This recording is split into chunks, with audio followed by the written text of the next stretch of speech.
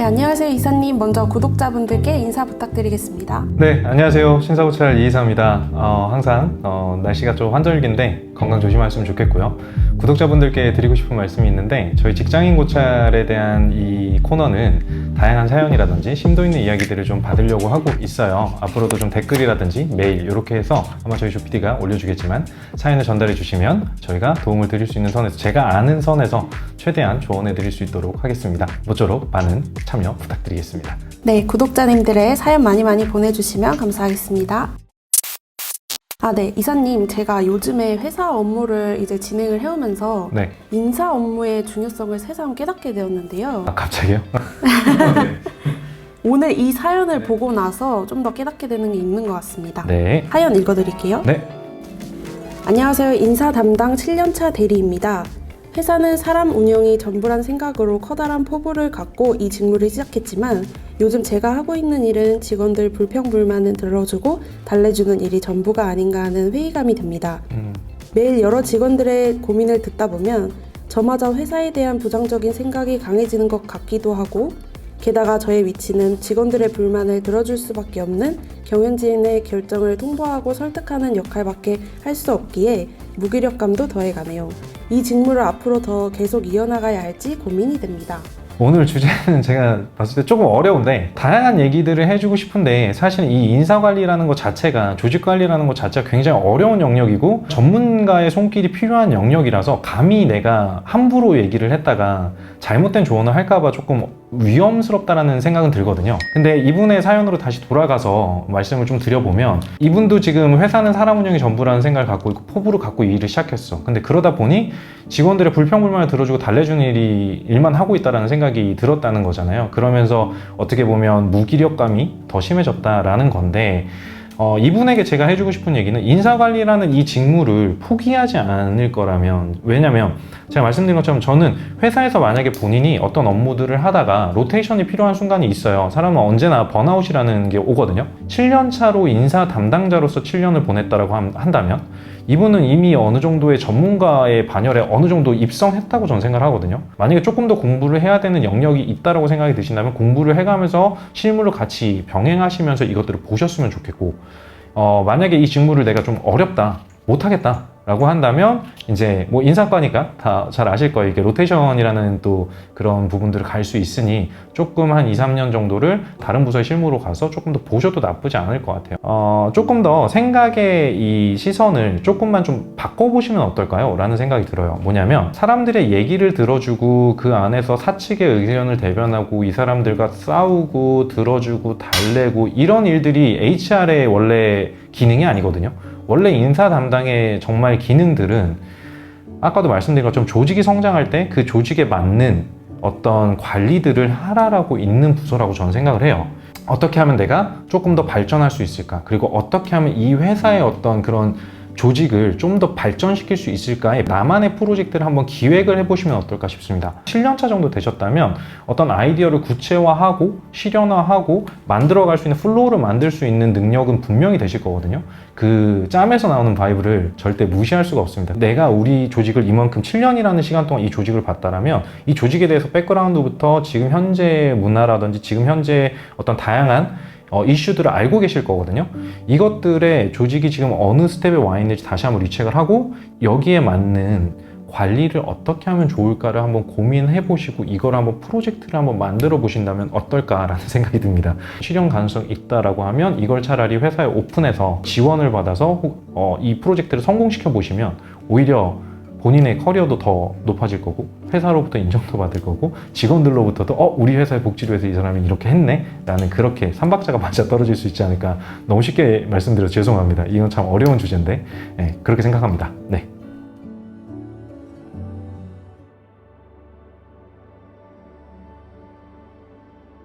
그쵸. 이게 뭐 큰 기업이든 작은 기업이든 이게 사실 이 HR 업무가 제일 어떻게 보면 또 힘들 수 있는 업무거든요.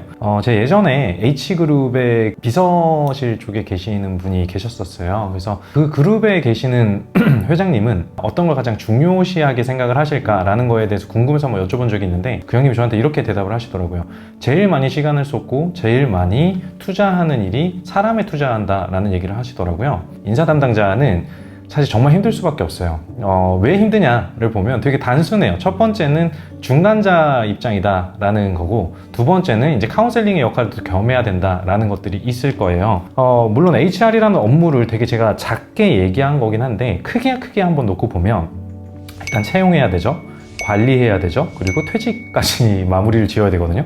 뭐 채용하는 이 일에서도 어마어마한 일들이 있을 거예요. 예를 들면 회사의 비전에 대한 부분들이 나와줘야 되고, 회사 비전에 맞는 사람들을 채용 공고를 띄워야 될 거고, 뭐 예를 들면 대기업 같은 경우 시험을 보게 되고, 중소 중견기업 같은 경우는 뭐 예를 들면 어떤 거기에 맞는 공고를 내야 되거든요. 채용이 됐어요. 그러면 그 각 조직에 맞는 사람들을 분배를 해줘야 될 거고, 각 조직마다 원하는 또 인재상들이 또 다를 거거든요. 관리를 해줘야 되거든요. 그다음 진급도 해야 될 거고, 다양한 고충 처리도 해야 될 거고요. 뭐 세무나 이런 부분들을 만약에 관리를 한다, 재경부가 따로 없어서, 그렇다면 그런 세무 업무들도 해야 돼요.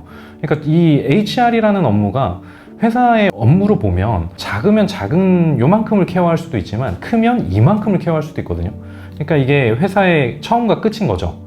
인사 담당자가 해야 될 일들이. 그래서 인사부에서 일을 하신다는 건 굉장히 어려운 일이다 라는 걸 먼저 말씀을 드려야 될 것 같고, 사실 이게 사측도 아니고 노측도 아니다 이런 얘기들, 뭐 회색인자다, 회색인이다, 뭐 이런 얘기들 하시거든요. 근데 사실 제가 회사를 운영하는 입장에서 보면 인사팀에 계시는 인사팀의 담당자 분들도 사실은 사측 인원이 맞아요. 인사부와 노조, 요렇게. 그래서 인사부는 좀 더 사측에 가깝고 노조가 좀 더 노측에 가깝죠.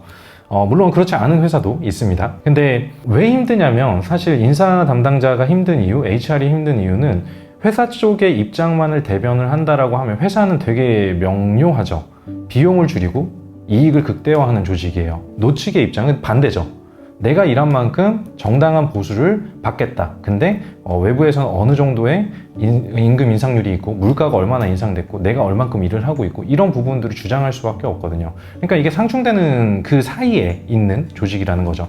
사이에 있다는 말이 좀 적절하지 않은 것 같아요. 사측에 있지만 이걸 사측을 대변해서 앞에서 나서서 싸워야 되는 입장이기 때문에, 사실은 누구보다도 그 노측과 가깝지만 누구보다도 사측인, 그래서 평소에는 우리 직원들 편인 것 같은데 노조 협상을 해야 되는 그런 상황에서는 회사 편이 돼야 되는 약간 그런 힘듦이 있다라고 저는 생각을 해요. 그러면 인사 담당자로서 네. 좀 가장 기본적으로 갖춰야 할 약간 소양 같은 건 어떤 것들이 있을까요?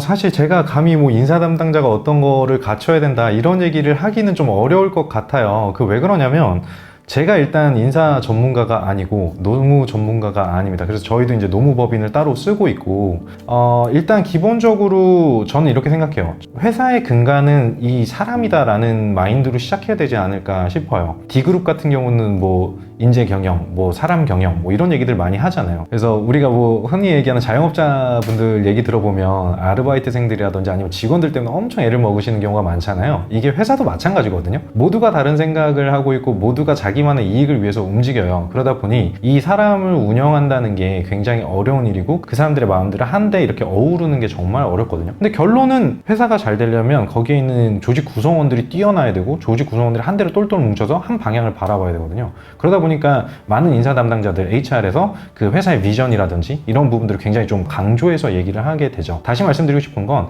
일단 우리 회사의 문화와 우리 회사 조직을 좀 이해해야 된다고 생각해요. 이게 인사 담당자로부터 그게 시작이 된다라고 저는 생각을 하거든요.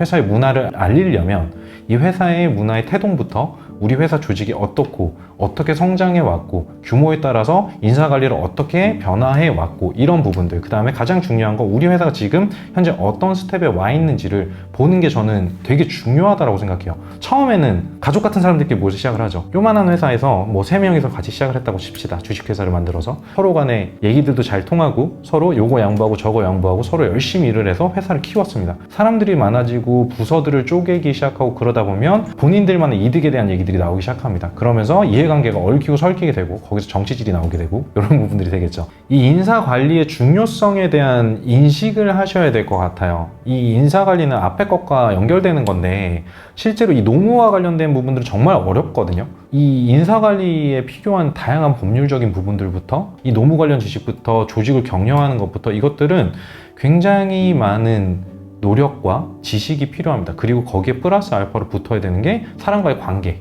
이런 것들이 다 붙어서 이 HR이라는 직무를 만든다고 저는 생각을 하거든요. 그래서 이런 그 노무와 관련된 인사와 관련된 부분들을 굉장히 많이 공부를 하시는 것들이 기본적으로 필요하다. 그리고 인사관리와 조직관리에 대한 이해가 필요하다라고 말씀을 드리고 싶습니다. 다른 사람들의 고충을 처리하는 것보다 내 고민을 해결하는 게 저는 더 우선이라고 생각을 하거든요. 그래서 오히려 인정받고 더 나아갈 수 있는 한 단계 더 업그레이드 할 수 있는 방향으로 본인의 에너지를 좀 더 쏟아보시면 어떨까 싶어요. 네, 이게 제가 드리고 싶은 조언입니다.